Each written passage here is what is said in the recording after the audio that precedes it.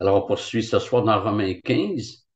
La semaine passée, on avait vu que le Christ est devenu le serviteur des circoncis.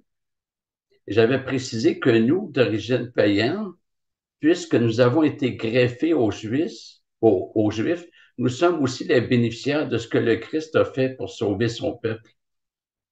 Et ce qu'il faut comprendre, c'est que euh, les Juifs ont été placés dans une alliance conditionnelle.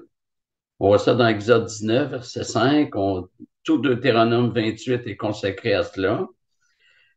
Donc, ils n'ont jamais été placés dans une alliance inconditionnelle. Et le seul juif qui a, qui a accompli toutes les conditions, toutes les clauses de l'alliance faite avec Israël, c'est Jésus-Christ. Tous les autres sont disqualifiés à partir de cette alliance-là. Parce que cette alliance-là disait que si quelqu'un commet un seul péché, il mérite la mort. Alors, il y a juste Jésus-Christ qui a parfaitement obéi. Donc, lui seul peut dire qu'il est vrai juif. Et quand on est chrétien, peu importe qu'on soit d'origine juive ou grecque, puisque nous sommes en Jésus-Christ, nous sommes connectés à la nation juive, pas par voie de descendance généalogique, mais par notre appartenance spirituelle, par notre engendrement spirituel, on est en Jésus-Christ, qui lui est le vrai juif. On va lire le verset 12. Isaïe dit aussi, il paraîtra le rejeton d'Isaïe, celui qui se lèvera pour commander aux nations, les nations espéreront en lui. Paul cite le prophète Isaïe qui avait annoncé le rejeton d'Isaïe.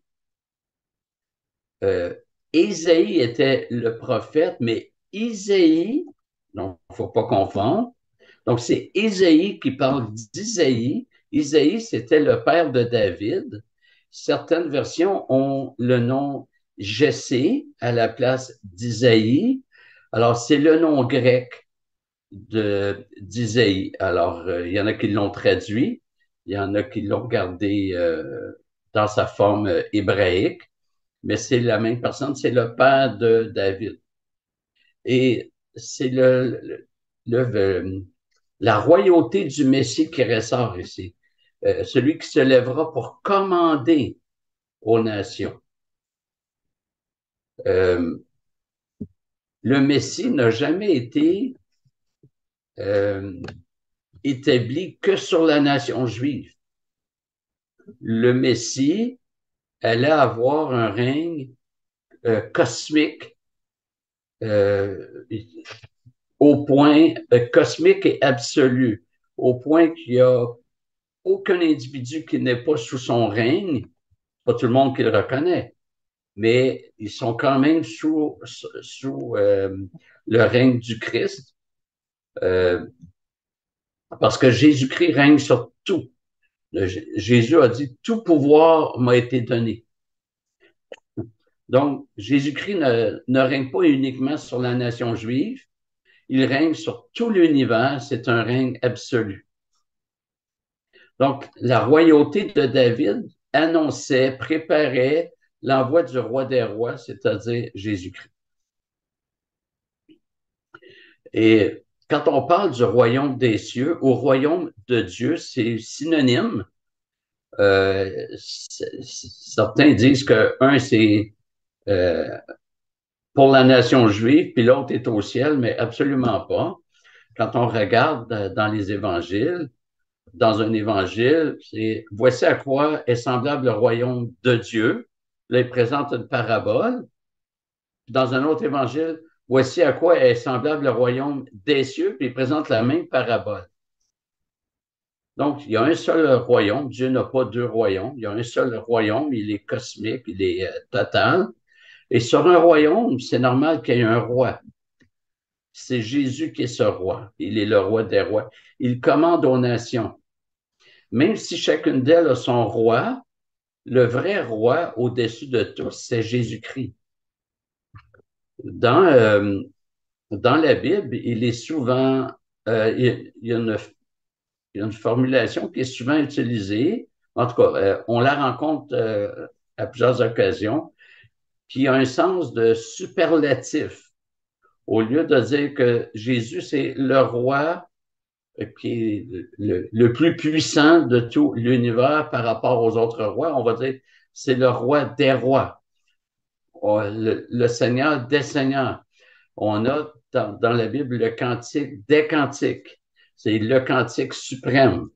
Euh, le lieu très saint, il est appelé le Saint des saints.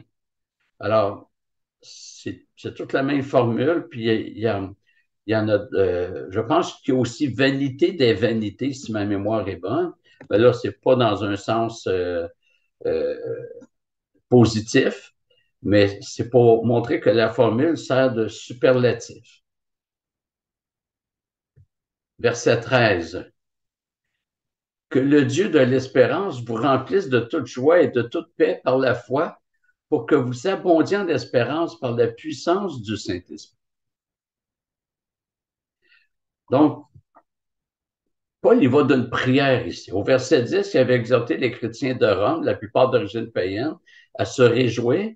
Maintenant, il prie que le Dieu de l'espérance les remplisse de toute joie et de toute paix dans la foi. Le but est qu'ils abondent en espérance. Et nous avons besoin d'espérance. Celui qui n'est pas chrétien désespère, puis il va s'engourdir dans des passe-temps, dans des fausses philosophies, dans le travail, dans toutes sortes de choses qui sont pas toutes mauvaises en soi, mais quand on en fait notre raison d'être, ben, c'est un problème, c'est de l'idolâtrie. Et donc, les gens engourdissent leur, le, le, le, leur vide spirituel. Donc, Dieu veut qu'on abonde en espérance. Il veut pas juste qu'on espère du bout des lèvres, puis peut-être que ci, peut-être que ça. Il veut qu'on soit sûr de notre salut. Dieu veut qu'on ait l'assurance. Hein? Je vous ai écrit ces choses, dit Jean, afin que vous sachiez que vous avez la vie éternelle, vous qui croyez. Le Seigneur veut qu'on le sache. Si on croit, on a la vie éternelle. Ça se perd pas, c'est par choc à par choc. Il n'y a pas de siège éjectable. Puis Paul vient de dire aux chrétiens qu'ils sont les héritiers des promesses faites aux patriarches. Mais on sait très bien qu'en savoir ces choses et les intégrer à la fois, il y a parfois un décalage. L'espérance dans la Bible, c'est pas comme en français, on va dire j'espère qu'il va faire beau en fin de semaine. Ça signifie on n'est pas sûr.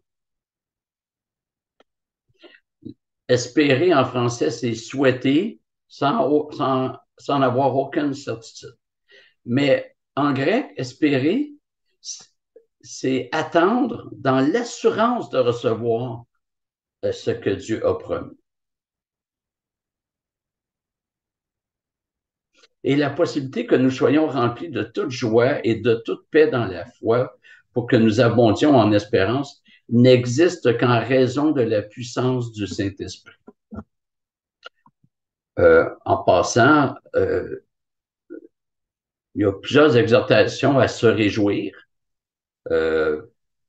principalement dans Philippiens au chapitre 4, quand Paul dit « Réjouissez-vous toujours dans le Seigneur ». Je le répète, réjouissez-vous. Ça ne signifie pas qu'un chrétien doit toujours être sur le party puis toujours dans l'excitation. Jésus a pleuré 2 fois quand Lazare est mort, puis il a pleuré sur Jérusalem.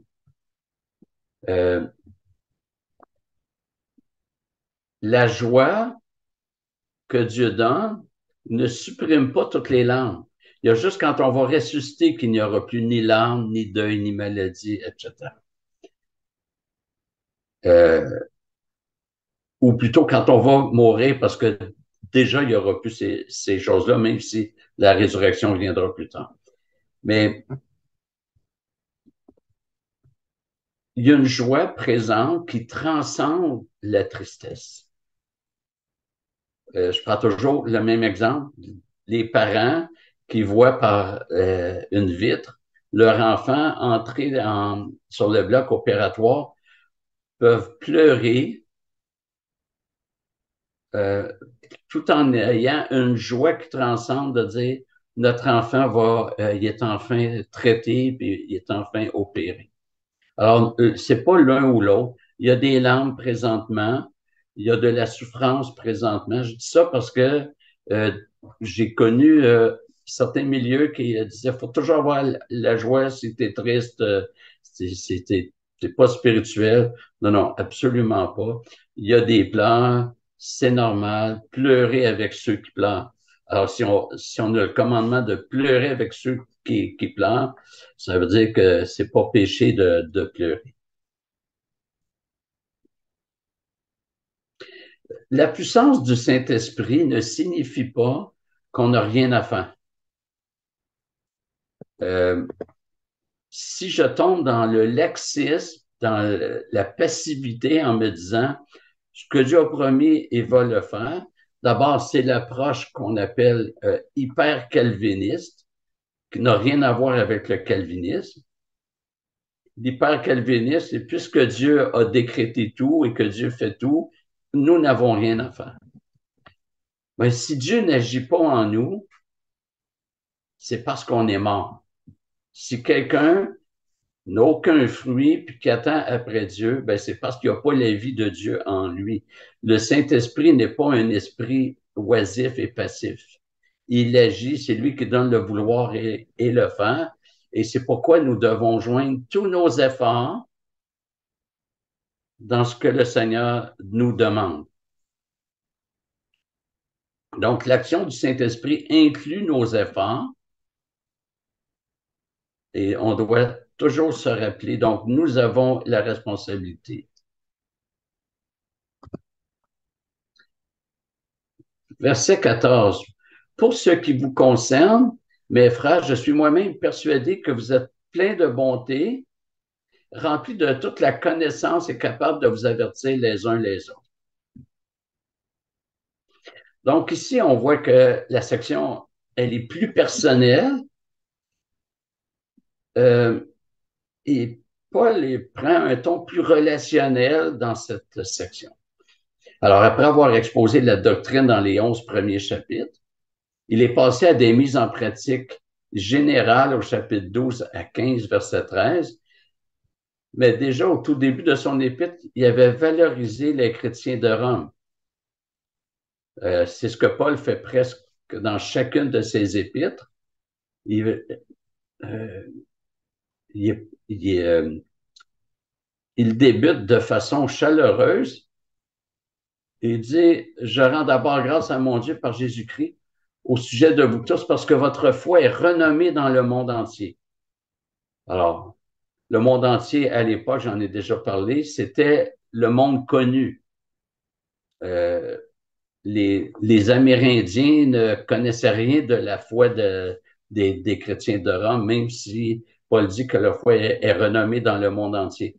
Le monde entier, c'était dans l'Empire connu, le monde connu à ce moment-là.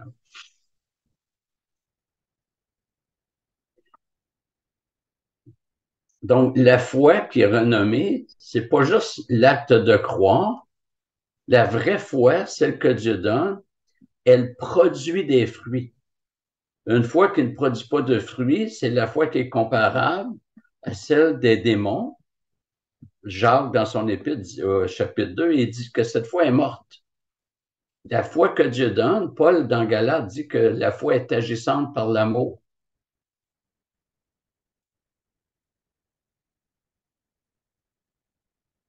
Alors, il n'est pas surprenant que Paul affirme à la fin de son épître, parce qu'on arrive à la fin, que les frères et sœurs de Rome sont pleins de bonté, ils sont remplis de toute la connaissance et capables de s'exhorter les uns les autres.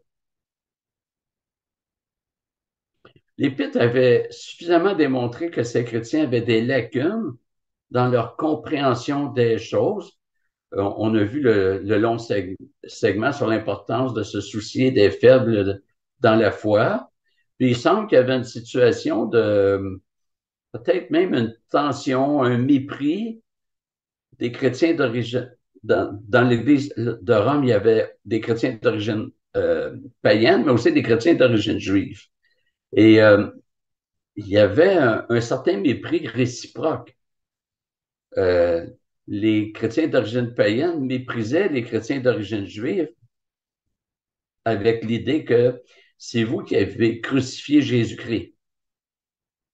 Alors, c'est pas une bonne idée de penser ça parce que si on avait été juif à ce moment-là, à moins que Dieu nous ait sauvés, on aurait été d'accord, on aurait crié aussi Barabbas pour que Jésus soit crucifié. De leur côté, les chrétiens d'origine juive méprisaient les chrétiens d'origine païenne en disant vous êtes impurs, vous êtes incirconcis, etc. Donc, il y avait cette tension. Donc, quand Paul dit que euh, vous avez toute la connaissance, etc., euh, c'est probablement toute la connaissance nécessaire à poursuivre la route, mais c'est pas toute la connaissance de façon exhaustive.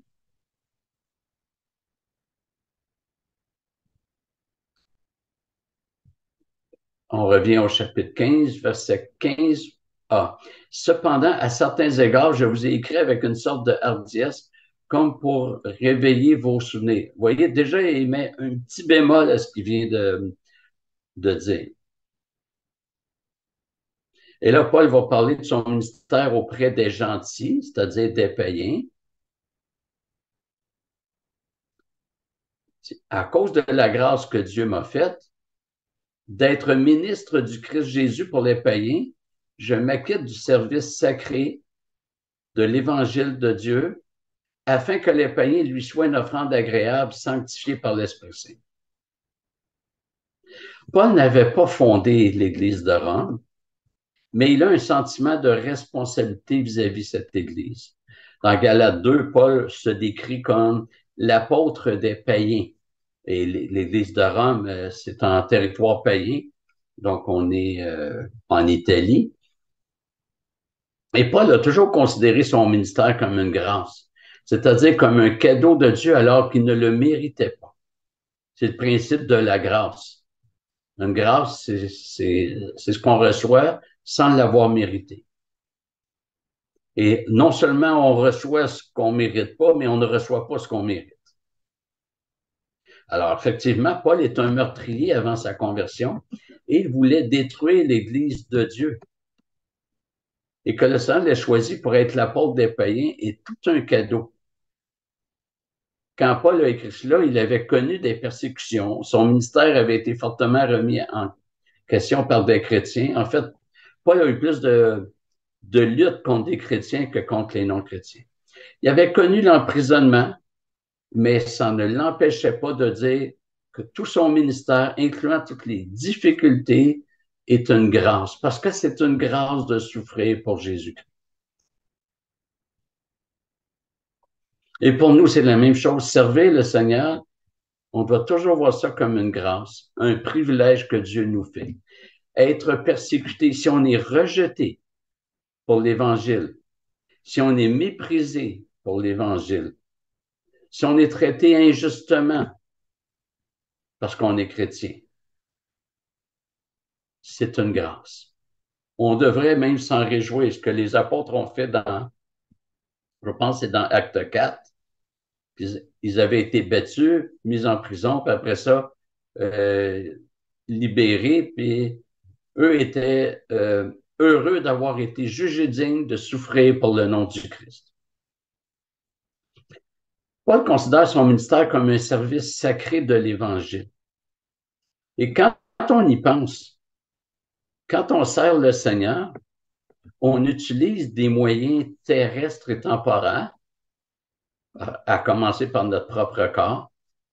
Euh, quand on soutient l'œuvre du Seigneur par notre argent, par des biens, les biens matériels vont tous brûler un jour. On est, c'est tout un privilège parce que le Seigneur nous donne de prendre tout ce qu'on a et tout ce qu'on est, puis il nous donne de donner à cela une portée éternelle. C'est énorme comme privilège. Alors, Paul voyait son ministère comme un service sacré de l'Évangile. On pourrait traduire aussi par la consécration au ministère de l'Évangile. Selon certains commentateurs, Paul affirmerait ici que le ministère qu'il avait était autant une mise à part pour Dieu que celui des sacrificateurs sous l'Ancienne Alliance. Autant le culte et les moyens d'honorer Dieu dans l'Ancienne Alliance tournaient autour du sacerdoce des prêtres, autant la Nouvelle Alliance, qui accomplit ce que l'Ancienne préfigurait, a des moyens pour honorer Dieu. Et Paul se voyait aussi, ainsi, non pas pour recevoir un quelconque honneur, mais en raison du fruit de son ministère, il le dit bien, afin que les païens lui soient une offrande agréable, sanctifiée par l'Esprit Saint. Alors, qu'on puisse aussi voir notre service pour Dieu comme un privilège énorme, comme une grâce, un vrai cadeau, même s'il y a des difficultés inhérentes à la foi chrétienne. Voilà, merci de votre attention.